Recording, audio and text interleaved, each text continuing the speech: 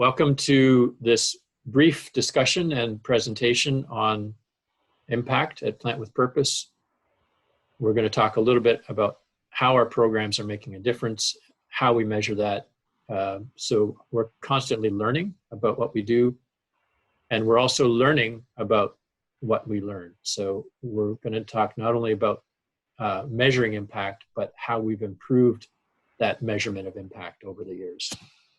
I'm Bob Morikawa, and I'm director of the International Programs team that is responsible for this kind of work, amongst many other things. I'm Corey Chin, and I'm the Monitoring and Evaluation Manager. And I'm Grace Fabry-Santos, and I'm the Program Operations Specialist. So the three of us are really the people that devote the most energy and time to this question of measuring impact.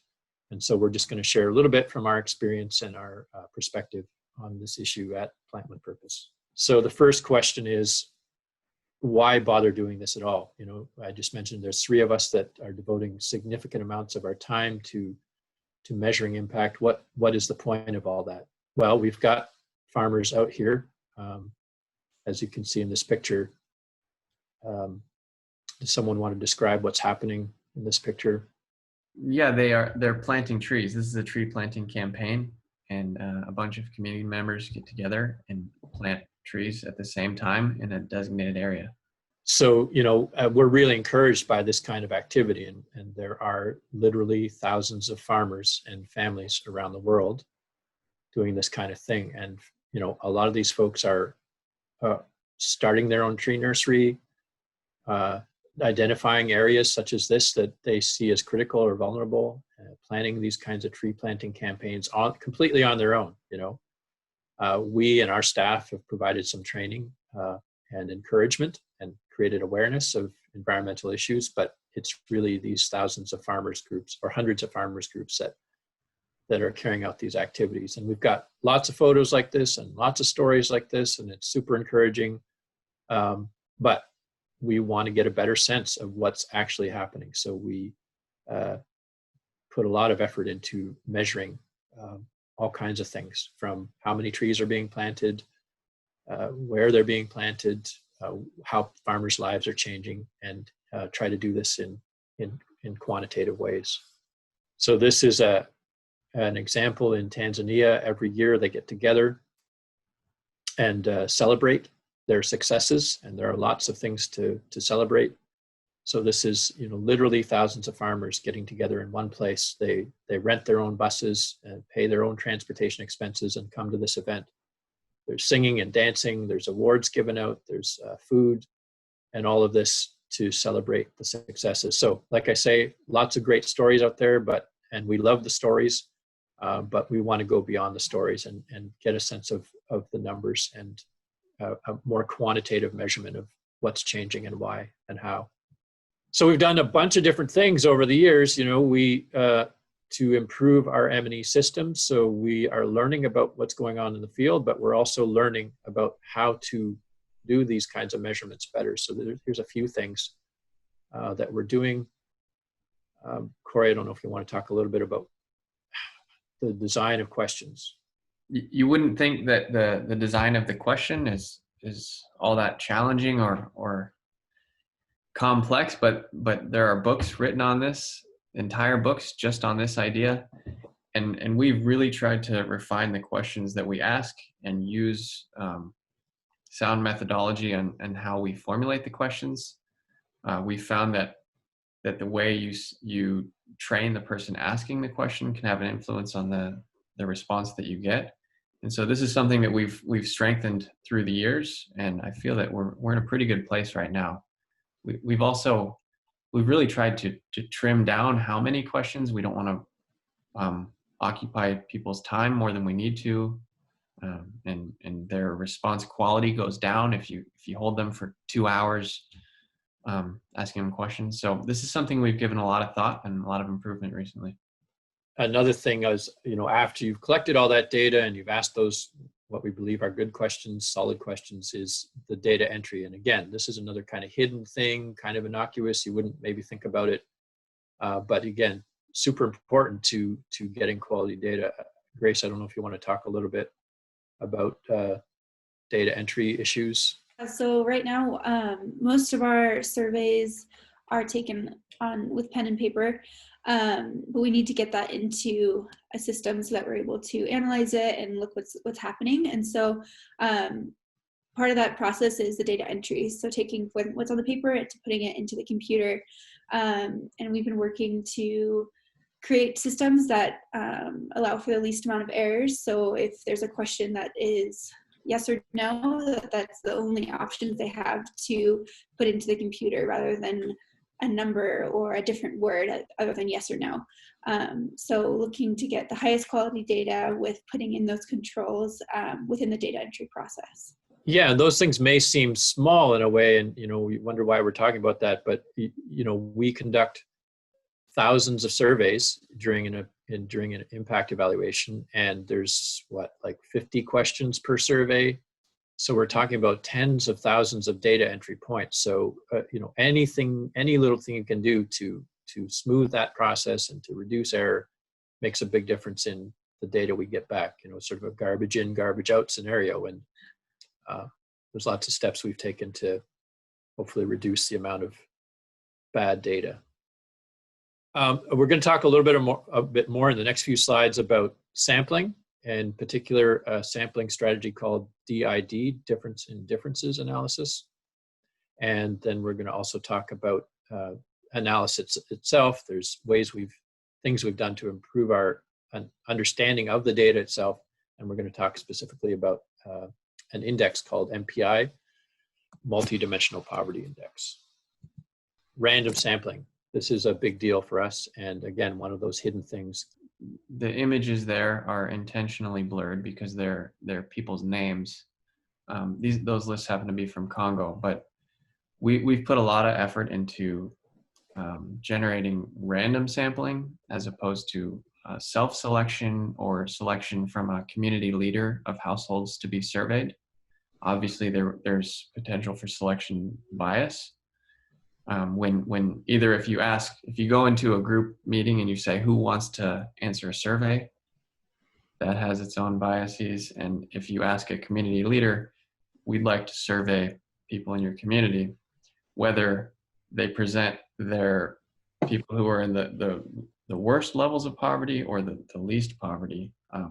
Random sampling is what we found to be the best way, and it is very labor intensive. But we think it's worth it. Yeah, we've spent a lot of time, and by we, I mean our staff in the field and local community leaders you can see this is just, portion of 3 pages of one community.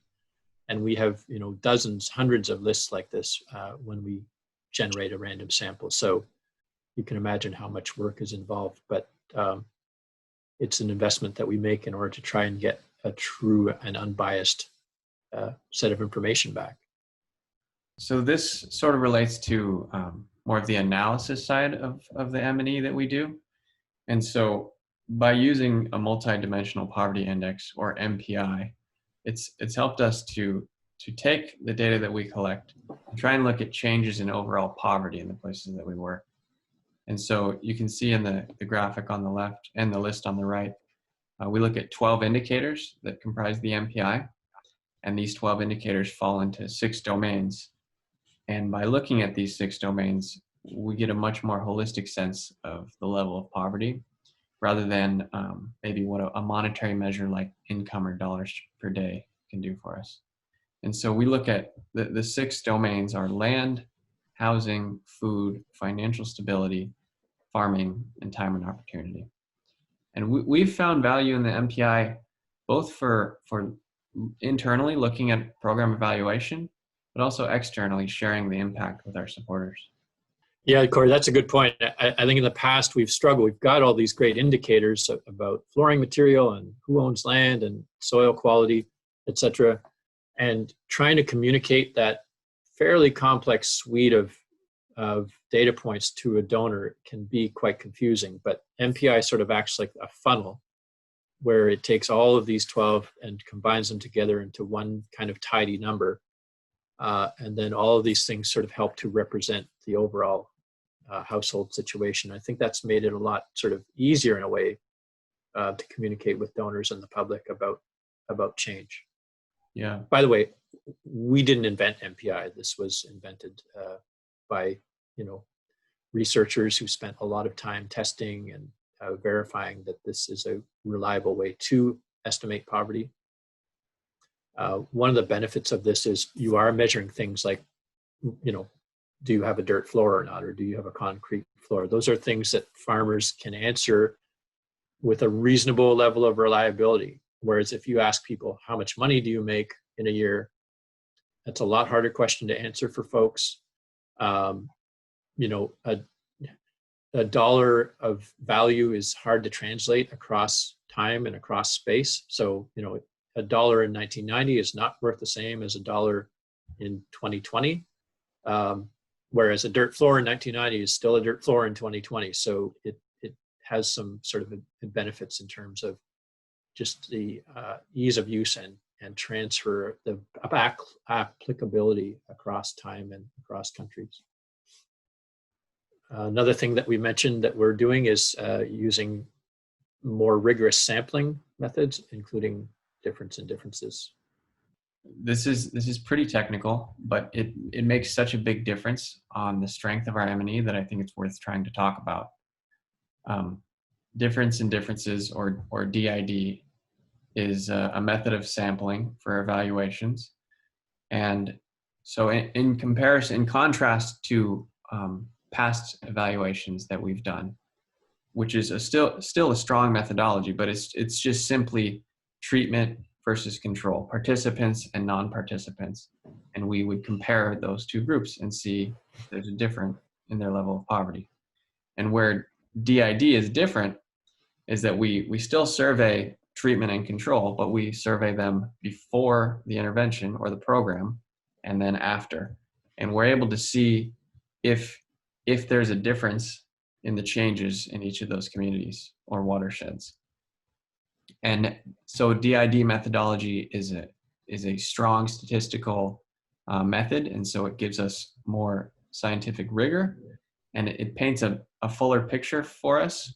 We're able to really know whether the change that we're seeing is attributed to the program or not, and maybe it's some macro level change that affects everybody. And so we can identify that with this methodology.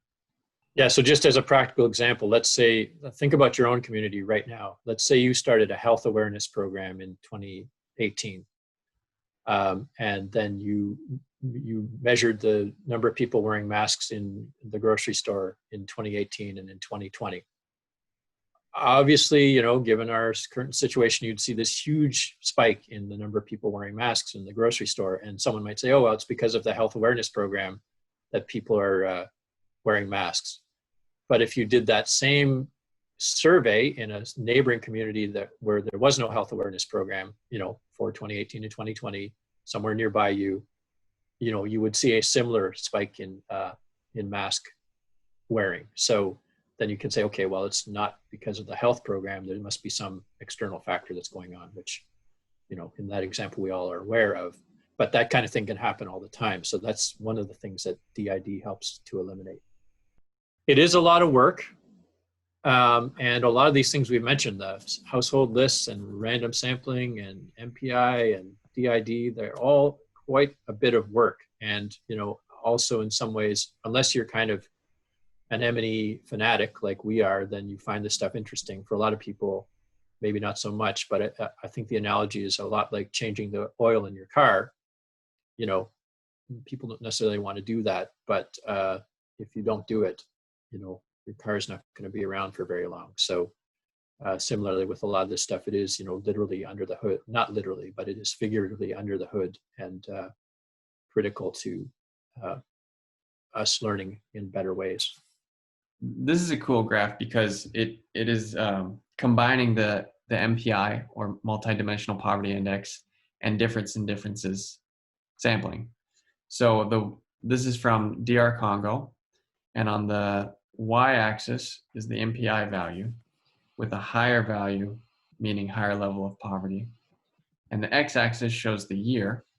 And you can see that in 2015, which is before our program there started, the poverty levels in both the treatment and comparison watersheds were similar. The treatment watershed had a slightly higher level of poverty, actually. And then in 2017, after 2 years of the program, while the comparison watershed did not change, the treatment watershed saw a 57% reduction in poverty. So some people, which we're really proud of this result, some people have sort of questioned, well, what does that mean exactly, a 57% reduction in poverty? Yeah, so the index factors both the level of poverty, it's called poverty intensity, and also the scale of poverty, how many households are experiencing poverty. And so by combining those, you end up with the index value, which represents the poverty in the watershed. Yeah, so when you look at these two bars here from this is the treatment group in 2015 and 2017, and you see this huge reduction, like Corey's saying, you're seeing probably fewer households that are classified as poor according to the index. And you're also seeing households that are on average experiencing a less severe form of poverty. And it's a combination of those two that creates this 57% change. By combining those two things, it's stronger than just saying how many dropped below the line, because it's possible that before they were just above the line and now they're just below. Whereas this captures much more than that. It captures the actual movement too.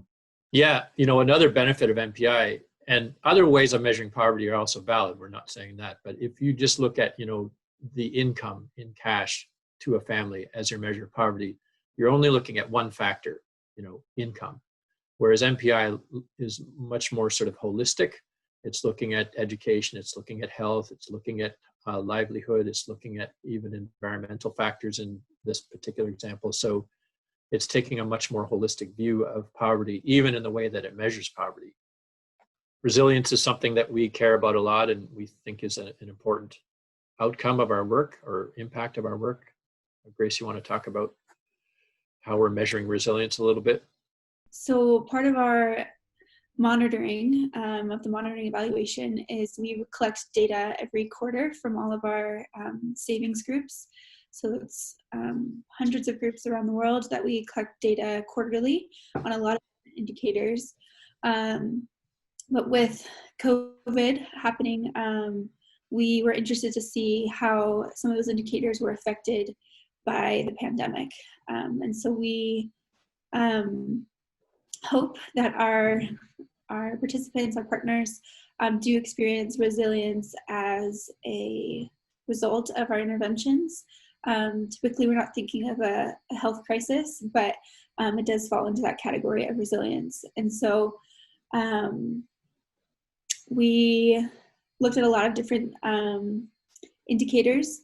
And as we look, what's really cool is that we have historic data. So we're looking over time and not just starting from zero looking to see if they're resilient, but we have a historical trend that we are able to compare the current reality against. So here we split our country programs into two different graphs just because of the size of the program. But on the axis on the left, we have the amount of savings. This is the aggregate of all of the groups, their savings altogether as a country. And then we have below, we have the years. So, and in the gray, we have where COVID entered our world and changed everything for all of us. So we really have been seeing some encouraging signs of resilience. And so what resilience will look like in these graphs is little or no variance from historical trends. So as you can see, for example, in Burundi in the right graph up above the tan, we see a lot of up and down movement over the years. And so we're looking at savings here. So there's a lot of things that affect savings, you can imagine in your life, and also even more so in the life of a farmer. So there's the seasonal time to plant and to harvest, and the amount of income or cash really does vary throughout the year. And so we can see here in Burundi, there's up and downs through each year, and we do see that downward turn during the COVID season, but it really does fall in line with the pattern that we've seen over the years. So it is early to say, oh yeah, our groups are 100% resilient, but we are seeing encouraging signs in the early stages of this pandemic. So if I'm watching this presentation and I look over here and I see Haiti I might say, oh man, Haiti looks like it's really responding badly to COVID. Any thoughts about that? It could just be attributed to the trends over the time. So if you go back following that Haiti line, we do see several ups and downs that are attributed just to their saving cycles, and also the groups function in cycles. So there is a season or a part of the year where everyone's putting in money and then everyone pulls out their money. And so not all of the groups are on the same timeline. And so, but a lot of them do follow a timeline. So that's why sometimes we see big ups and downs just because of the nature of the cycle of savings within the group. I don't think this is looking like bad news by looking at this graph, but sometimes that there is news that's not rosy. And that's one of the things I like about M&E is that if such thing is happening, we want to know about it as soon as we can, and we can make a course correction. And so we're always looking. With Haiti, as Grace has said, it's still early days. If given the historical trend, we would expect this line in Haiti to start going back up again in the next quarter. So if it did continue to drop, then that would be different than the historical trend. And then, like Corey says, we'd have something to look into. But the sooner we know that and can look into it, the better. Right, because at this point, we're really just looking at 2 quarters of data. And each up and down takes time. So yeah, as you said, we're going to continue to follow this and see what happens over time. Yeah, and this is another graph relating to COVID. So this is equity. So this is an equation that takes into a lot of things into account, including savings, looking at property, looking at loans, a lot of different things, debts, all of that. So we're not to the point where we can get a conclusion, but we are excited to see that our groups are continuing to look like they're following historical trends. And we're excited to continue to look at this into the future as COVID we do see the COVID effects in the long term, not just in the last 6 months. I would almost say there's a couple countries here like Tanzania, Mexico, Congo, where it almost implies that there might be even stronger participation in savings groups during COVID. But again, early days to be able to tell. Yes.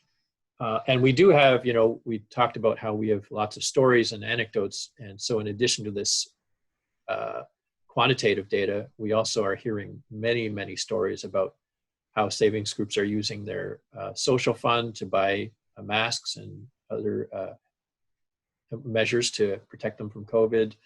Groups are sharing information about health practices. Groups are even doing their own fundraising campaigns to raise money for the vulnerable in their communities during this time. So in addition to this, these hard numbers, we also have lots of really encouraging stories of groups reaching out to their communities and responding out of the strength of the savings group that they're in. And all of this is really strong signs of resilience.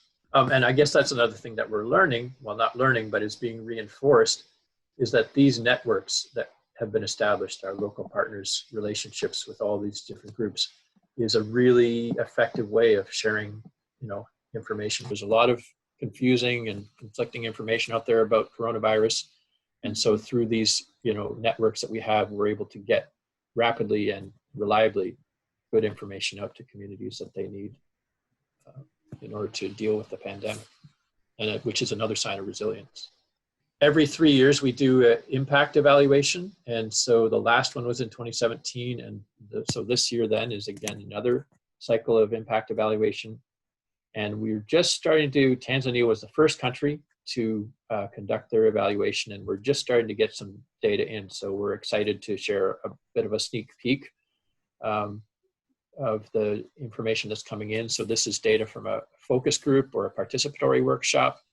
And specifically, it's about tree planting activities and forest change. So this is feedback from workshop groups, focus groups, about changes in their communities and in their watersheds as a result of tree planting and other environmental activities. So you can see there's a pretty amazing list of things that people are observing. And this is directly from the mouth of farmers. You know, endangered species have begun to reappear.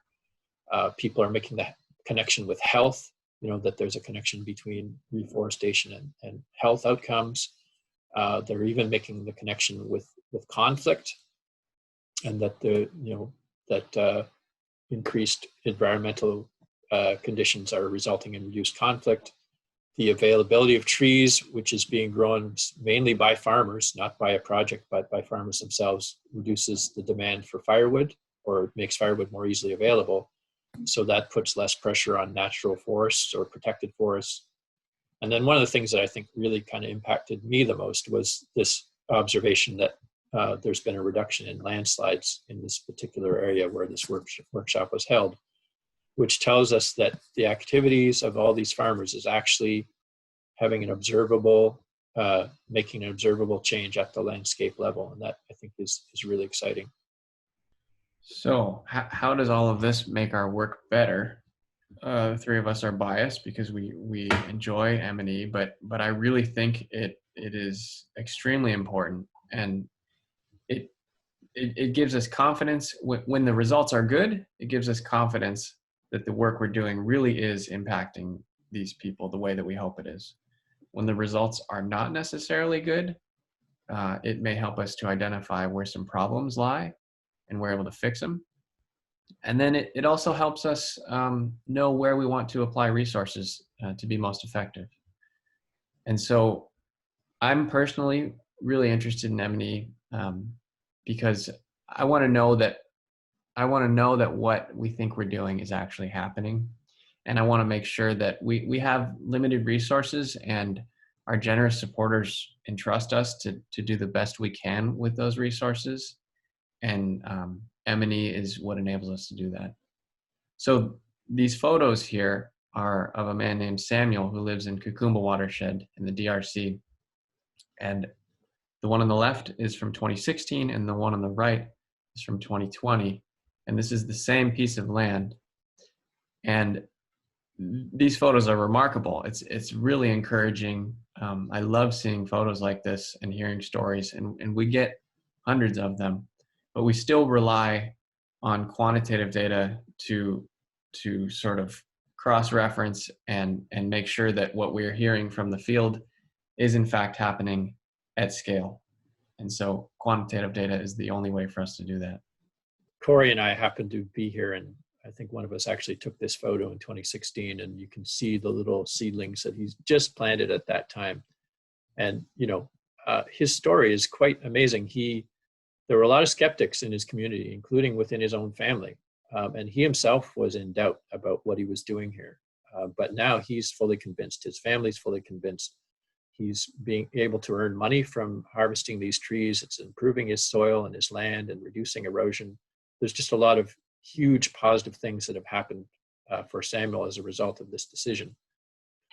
We're out there as an organization promoting these different techniques, and, you know, a farmer like this is no small thing for him. He's really making a life-changing decision when he does this. So we don't want to be irresponsible in what we're promoting. So the better we understand what we're doing, the better we understand which techniques work, where and when, how to best share those techniques in a way that makes sense for folks is really important. And that's all part of the monitoring and evaluation and learning process.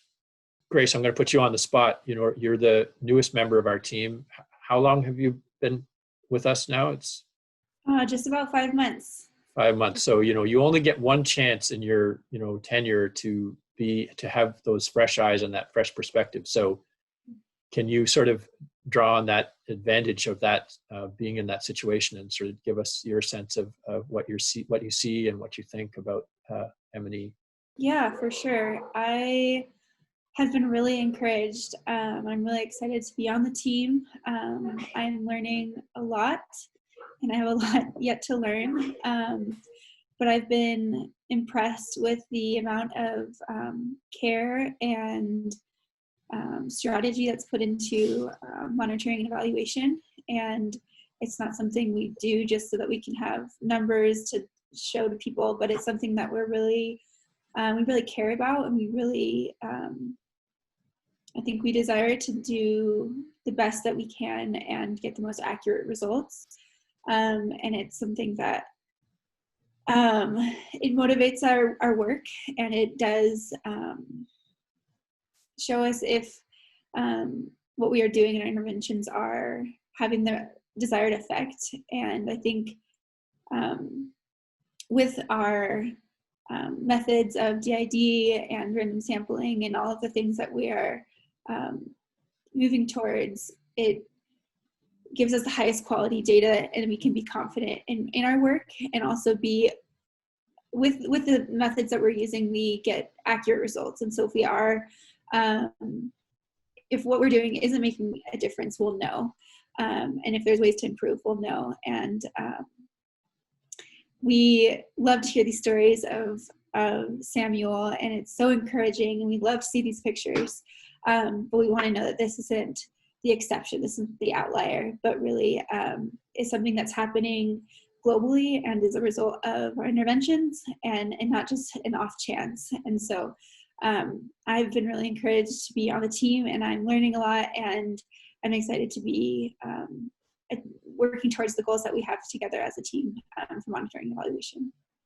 You know, I think that point about outliers is really important. You know, when any of us go to visit, whether it's a Plant with Purpose program or any kind of, community development program, it's pretty easy for staff to take you to, the best performing, the best example, and rightfully so. They should be proud of the work they're doing. But, what if, there may be a handful, 6 or a dozen farmers like Samuel who are just, exceptional. And then you and I as visitors get this kind of skewed, biased view of what's going on. So those efforts we put into randomized sampling give us a better sense. Is Samuel an outlier? Is he the norm? Is he an underperformer? It gives us just a truer sense of the picture of what's going on at a broader scale.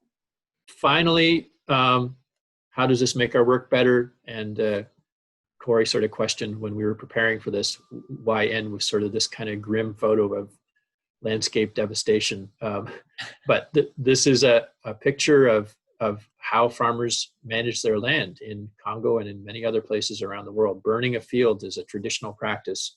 And there's some logical reasons for burning. It controls weeds, it helps release certain kinds of nutrients, but the long-term effect on the quality of the soil, on soil erosion, is huge and negative. And you can see in this picture that we're talking about thousands of acres or thousands of hectares of land. We know there's a lot of fire going on in Southern California or in California right now. The difference there is that this is actually, humans have actually deliberately lit these fires in Congo and in other places to help, as a land management practice. This is a picture of Birori, our program manager in Congo, and, contemplating how do we tackle such a vast, seemingly overwhelming challenge. And so, M&E is a piece of that puzzle, with the right information and understanding where to apply our resources and when and how we can have sort of the most effect given our limited resources. Our supporters are generous and they give us a lot to work with, but it's never enough. And we want to make the best use of what we've been given. So, and we've been able to do that. And the impact, the positive impact in Congo, this picture was taken at the beginning of the project. The positive impact in Congo has been quite significant and exciting, and in other countries around the world. So that's, one of the important things about why we do NME and why we keep striving to improve it. We are out of time. We are also available to answer any and all questions or to hear your ideas or any comments that you might have to make. On our website, there's some contact information. So please, if you've got any questions, please feel free to approach our M&E team or anyone else to talk about our programs. Thanks for your time, and enjoy the rest of your day.